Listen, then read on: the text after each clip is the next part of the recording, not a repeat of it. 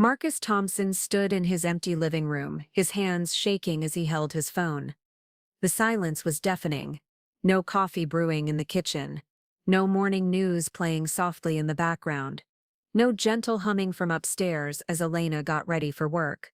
Just crushing, absolute silence.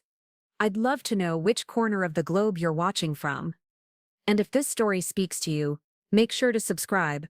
Tomorrow's video is one you absolutely can't miss. "Where is she?" he whispered to himself, his voice cracking. But deep down, he already knew the answer. The wedding ring sitting on the kitchen counter told him everything he needed to know. 3 days earlier, Marcus had been living what he thought was the perfect double life. By day, he was the devoted husband to Elena Rodriguez Thompson, his wife of 8 years. By night and weekends, he was sneaking around with Vanessa Clark, a 26-year-old marketing coordinator from his firm, who made him feel young again at 41. Elena had always been the responsible one.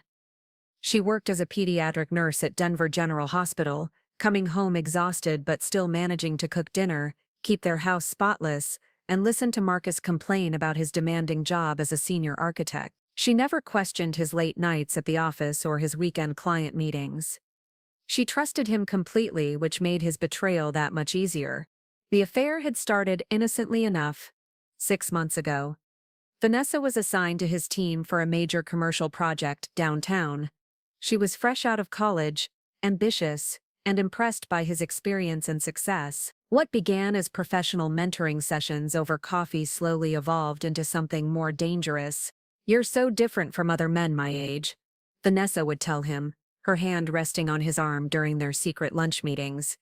"You actually know what you want from life." Marcus felt intoxicated by her attention. After years of routine with Elena, Vanessa represented excitement and passion.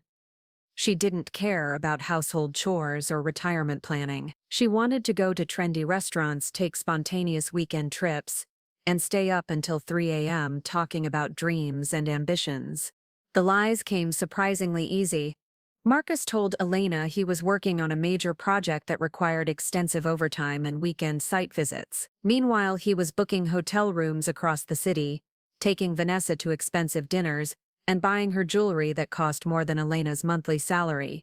But Vanessa wanted more than a secret rendezvous.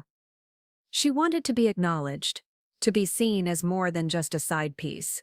The demands started small: a photo together at a company event, holding hands in public places where they were unlikely to run into anyone. Elena knew, then they escalated. "I'm tired of hiding," she told him one evening as they sat in his car outside her apartment complex. "My friends think I'm dating some mysterious older man who's ashamed of me." "It's not that simple, Vanessa. Elena and I have history. There are financial complications, the house, her job situation." "Excuses," she interrupted, her voice sharp. "If you really loved me, you'd leave her." "I'm not getting any younger, Marcus. I want a real relationship, not whatever this is." The pressure intensified over the following weeks. Vanessa became increasingly bold, texting him constantly during work hours, and even calling him at home when Elena was in the shower or grocery shopping. She started showing up at company events, wearing outfits that screamed for attention and positioning herself near Marcus in ways that made colleagues raise eyebrows. The breaking point came during the firm's annual holiday party at the Grand Hyatt downtown.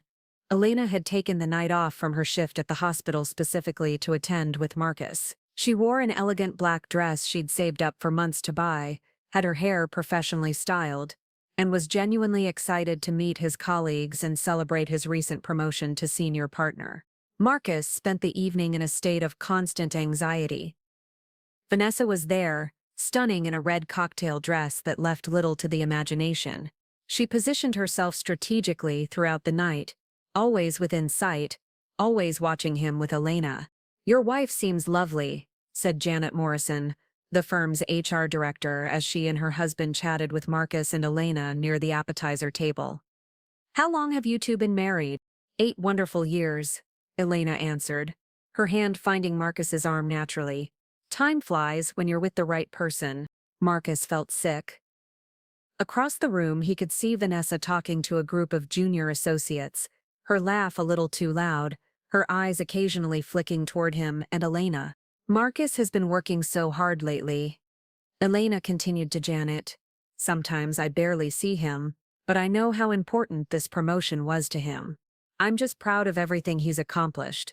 The guilt hit him like a physical blow. Here was his wife, genuinely proud of him, bragging about his success to his colleagues, while his mistress stood 30 feet away plotting God knows what.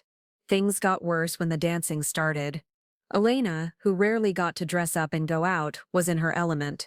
She pulled Marcus onto the dance floor, laughing and spinning in his arms like they were newlyweds again. For a moment, he remembered why he'd fallen in love with her. Her infectious laugh, her ability to find joy in simple moments, the way she looked at him like he hung the moon. But then Vanessa appeared beside them. "Mind if I cut in?" she asked with a smile that looked sweet to everyone else but carried a dangerous edge that Marcus recognized immediately. Lemon, ever gracious, stepped back. "Of course. I need to touch up my lipstick anyway." "Marcus, don't step on her toes like you do mine," she joked, giving him a quick kiss on the cheek before heading toward the restroom. The moment Elena was out of sight, Vanessa moved closer than appropriate for a professional colleague. "She's prettier than I expected," she whispered in his ear as they swayed to the music. "Too bad she has no idea what her husband does when she's pulling double shifts at the hospital." "Vanessa, stop. Not here." "When then, Marcus? When do I stop being your dirty little secret? When do I get to be the woman on your arm at these events?" Before he could answer, she did something that changed everything. As the song ended and couples began to separate, Vanessa stood on her tiptoes and kissed him, not a friendly peck on the cheek, but a full, passionate kiss that lasted several seconds and was witnessed by at least a dozen of his colleagues. Marcus pushed her away, his face burning with embarrassment and panic. "What the hell are you doing?" "What I should have done months ago," she replied, her voice steady and determined. "I'm done hiding." Elena chose that moment to return from the restroom. She stopped dead in her tracks, taking in the scene. Marcus, looking flustered and guilty, Vanessa standing close with lipstick slightly smudged, and the uncomfortable faces of everyone around them. "Everything okay here?" Elena asked, her voice carefully neutral, but Marcus could see the confusion and growing suspicion in her eyes. "Everything's perfect," Vanessa answered before Marcus could speak. "Your husband was just telling me about his weekend plans. Weren't you, darling?" The word darling hung in the air like a bomb. Elena's face went pale, then flushed red. She wasn't stupid. She was a nurse who dealt with life and death situations daily. She could read people, read situations, and right now she was reading a story she didn't want to believe. "I think we should go," Elena said quietly, looking directly at Marcus. "I have an early shift tomorrow." The car ride home was torture. Elena stared out the passenger window, her hands folded tightly in her lap. Marcus tried to explain, tried to minimize what she'd witnessed, but his words sounded hollow even to himself. "She's just young and had too much to drink," he said desperately. "You know how these junior employees get at company parties." She didn't mean anything by it. Elena didn't respond. She didn't speak at all until they pulled into their driveway. "How long?" she asked, her voice barely audible. "Elena, I don't know what you think you saw. How long, Marcus?" She turned to face him and he saw tears streaming down her cheeks. "Please don't insult my intelligence any more than you already have." He sat there in their garage, the engine ticking as it cooled, and realized his perfect double life was crumbling around him. But instead of coming clean, instead of begging for forgiveness, he made the worst decision of his life. "There's nothing to tell," he lied. "You're being paranoid." Elena didn't sleep that night. Marcus could hear her moving around the house, making tea at 2 a.m., running a bath at 4 a.m., quietly crying in the guest bathroom at dawn. He lay in their bed, staring at the ceiling, knowing he should go to her but paralyzed by his own cowardice. By morning, she was gone. A note on the kitchen counter said she'd picked up an extra shift to cover for a sick colleague. Marcus knew it was a lie. Elena never took shifts without planning them weeks in advance. She was avoiding him, buying herself time to think. At work, the whispers followed him everywhere. The kiss had been witnessed by too many people to contain. Janet Morrison called him into her office before 10 a.m. "Marcus, we need to discuss what happened last night," she said, closing the door behind him. "The firm has strict policies about workplace relationships, especially between senior partners and junior employees." It was nothing. Janet. A misunderstanding. Vanessa had too much to drink. A lot of love and effort went into bringing this story to life. If you're enjoying it, we'd be so grateful if you'd subscribe to our channel. Now, back to where we left off. Stop. Janet held up her hand. "I've been doing HR for 20 years. I know what I saw, and more importantly, I know what everyone else saw.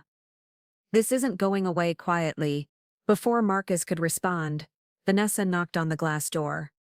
Janet waved her in, and Marcus felt his stomach drop. "I wanted to apologize for last night," Vanessa said, but her tone was anything but apologetic. "I shouldn't have been so public about our relationship. I know it puts Marcus in a difficult position with his wife." Marcus stared at her in horror. She'd just confirmed everything in front of HR while pretending to apologize. Janet's expression hardened. "Miss Clark, are you confirming that you and Mr. Thompson are having an inappropriate relationship?" "Inappropriate?" Vanessa laughed, a sharp sound that made Marcus flinch. "We're both adults. We're in love. The only inappropriate thing is pretending otherwise." "Vanessa, what are you doing?" Marcus whispered. She turned to him with cold eyes. "What I should have done months ago. I'm tired of being treated like a shameful secret." The meeting ended with Marcus being placed on administrative leave, pending a full investigation. Vanessa was reassigned to a different department, but she seemed pleased with the outcome. As they left Janet's office, she grabbed his arm. "Now you can focus on what really matters," she said. "Us, without all these workplace complications and Elena's neediness getting in the way." Marcus jerked away from her. "Are you insane? You just destroyed my career? I freed you from a job that was keeping us apart. You can start your own firm. I can help you build something better, something that's really ours." Looking at her face, flushed with excitement and certainty, Marcus realized he'd created a monster. Vanessa hadn't fallen in love with him. She'd fallen in love with the idea of him, with the life she thought he could give her. And now she was willing to destroy everything to get it. When he arrived home that afternoon, Elena's car was in the driveway. His heart pounded as he walked through the front door, but she wasn't in the living room or kitchen. He found her in their bedroom, sitting on the bed with her laptop open and papers spread around her. "You're home early," she said without looking up. "Elena, we need to talk." "Do we?" She finally met his eyes, and he was shocked by how different she looked. The warmth was gone, replaced by a cold calculation he'd never seen before. "Because I've been doing some talking of my own today." She gestured to her laptop screen. Marcus could see bank statements, credit card bills, their joint account information. "Interesting expenses over the past 6 months," Elena continued. "Hotel charges on weekends when you said you were at construction sites. Restaurant bills for 2 when you claimed to be working late. Jewelry purchases I never received." Marcus felt the walls closing in. "Elena, I can explain." "Can you explain this?" She held up a credit card statement with a charge circled in red. "Tiffany & Co., $30–100, purchased 3 weeks ago. I was wondering why you seemed so distracted during our anniversary dinner. Turns out you'd already celebrated with someone else." The Tiffany charge was for a tennis bracelet he'd bought Vanessa, after she'd hinted about it for weeks. Elena's anniversary gift had been flowers from the grocery store and dinner at their usual chain restaurant. "And this is my favorite," Elena continued, pulling out her phone. "A text message from Vanessa Clark. Apparently, she got my number from the company directory." She read from her phone, "Elena, I think it's time you knew the truth about your husband. Marcus and I have been together for 6 months. He's been planning to leave you, but he's been too cowardly to do it himself. Since he won't be honest with you, I will. He loves me. and we're building a life together. The sooner you accept this, the easier it will be for everyone." Marcus felt like he'd been punched in the gut. "Elena, that's not— I never said I was leaving you. I never told her that. So you're admitting the affair?" The question hung between them. Marcus opened his mouth to deny it again, but looking at Elena's face, at the evidence spread across their bed, at the pain and betrayal in her eyes, he couldn't lie anymore. "Yes," he whispered. Elena nodded slowly, as if she'd been waiting for this confirmation. "Thank you for finally being honest." She closed her laptop and began gathering the papers. "I've already spoken to Sarah Winters. You remember her, my college roommate who became a divorce attorney. She's drawing up the preliminary paperwork." "Elena, wait. Please. We can work through this. It was a mistake, a midlife crisis, whatever you want to call it. But we have 8 years together. That has to count for something." "8 years," she repeated. 8 years of me working double shifts to help pay for this house while you spent thousands on another woman. 8 years of me covering for you with friends and family when you missed events because you were working late. 8 years of me believing in us while you made a fool of me." She stood up, and Marcus could see she'd been crying, but her voice was steady. "The woman I was yesterday would have fought for this marriage. She would have begged you to choose her, gone to counseling, tried to fix whatever was broken between us, but that woman died last night, when your girlfriend kissed you in front of everyone I work with. Elena, please.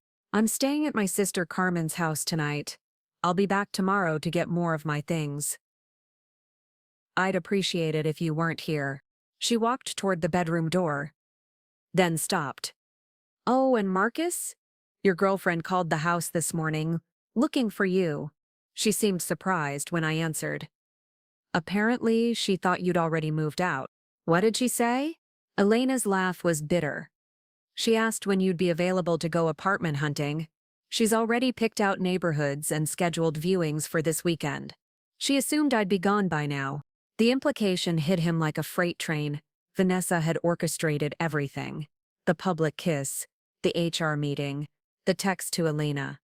She'd blown up his life expecting him to run straight into her arms. "I never agreed to any of that," he said desperately. "You have to believe me." "What I believe," Elena said, "is that you're a coward who let another woman plan his life while lying to his wife. What I believe is that you destroyed our marriage for someone who doesn't even know the real you." She paused at the doorway. "She texted me again an hour ago, wanted to know if you'd told me about the surprise she has planned for tonight. Something about celebrating your new beginning." Elena's voice broke slightly on the last words, but she composed herself quickly. "I hope she makes you very happy, Marcus, because she's all you have left." The front door closed behind her with a soft click that sounded like a gunshot in the silence that followed. Marcus stood alone in their bedroom, surrounded by the evidence of his betrayal, and realized that in trying to have everything, he'd lost the only thing that truly mattered. His phone buzzed with a text from Vanessa. "Can't wait to see you tonight. I have champagne and I found us the perfect apartment in Cherry Creek. This is going to be our fresh start." For the first time in months, Marcus felt nothing but revulsion reading her words. Marcus didn't go to meet Vanessa that night. Instead, he sat in his empty house, staring at the indentation on Elena's pillow, finally understanding the magnitude of what he'd destroyed. When Vanessa called repeatedly, he let it go to voicemail. Her messages grew increasingly frantic. "Marcus, where are you? I'm at the restaurant waiting." "Marcus, this isn't funny. Are you having second thoughts? Call me back right now." By the next morning, she was pounding on his front door. When he finally answered, she pushed past him into the house, her eyes wild with panic and rage. "What is wrong with you?" she screamed. "I destroyed my reputation at work for you. I told your wife the truth for you. I found an apartment, planned our future, and you just disappeared." Marcus looked at this woman who had seemed so sophisticated and alluring just days ago. Now all he could see was someone who had systematically demolished his life without his consent. I never asked you to do any of that, he said quietly. You didn't have to ask. That's what people do when they love each other. They fight for their relationship. By destroying my marriage, by getting me suspended from work, by humiliating Elena in front of everyone she knows. Vanessa's face contorted with fury. Elena, Elena, Elena. She's gone, Marcus. She left you. I'm the one who's here, the one who wants to build something with you. You're here because you orchestrated this whole disaster. You planned this, didn't you? The kiss at the party telling HR, texting Elena, you wanted to force my hand. I wanted us to be together, she shouted. You were never going to leave her on your own. You're too weak, too comfortable with your boring little life. I had to push you. The truth of it hit him like a physical blow. She was right. He had been too weak to make a choice. He'd been content to live in both worlds indefinitely, lying to everyone, including himself. Get out, he said. What? Get out of my house. It's over. Vanessa's expression shifted from anger to desperation. You don't mean that. You're just scared because everything's changing so fast. We can take it slow. Figure things out together. There is no together, Vanessa. There never really was. You fell in love with a fantasy, and I was too selfish and stupid to see where it was leading. I gave up everything for you. You gave up nothing. You're 26 years old with your whole life ahead of you. You'll find someone who actually wants what you want, who can give you the life you deserve. But it's not me. She stared at him for a long moment. Then her face hardened. You'll regret this. When you're sitting alone in this house, remembering what we had, you'll realize you made the biggest mistake of your life. Maybe, Marcus said, but it won't be the biggest mistake. That was letting you call me husband when I already had a wife. After she left, Marcus found himself calling Elena's number obsessively, but it went straight to voicemail. He drove to the hospital where she worked, but her supervisor informed him that Elena had requested a transfer to the night shift to avoid any potential conflicts. He tried Carmen's house, but Elena's sister told him Elena didn't want to see him. Days turned into weeks. The divorce papers arrived, meticulously prepared and fair, to the point of being generous. Elena was asking for nothing beyond her legal entitlement, half the house value, her car, her personal belongings. She wasn't seeking alimony despite being entitled to it. The papers included a note in Elena's careful handwriting. I just want to start over. Marcus tried to contest the divorce, hired his own lawyer, and demanded mediation. But Elena's attorney, Sarah Winters, was ruthless in her efficiency. Every delay Marcus attempted was met with evidence of his financial infidelity. The hotels, the restaurants, the jewelry. Sarah made it clear that if Marcus wanted to drag this out, they would make his affair and the financial deception very public. The investigation at work concluded with his termination for violating company policy and creating a hostile work environment. His partnership was dissolved, his reputation in the Denver architectural community destroyed. Vanessa, meanwhile, had quietly resigned and moved to Seattle, leaving behind a trail of workplace gossip and speculation. 3 months after Elena left, Marcus found himself truly alone for the first time in his adult life. The house felt enormous and empty.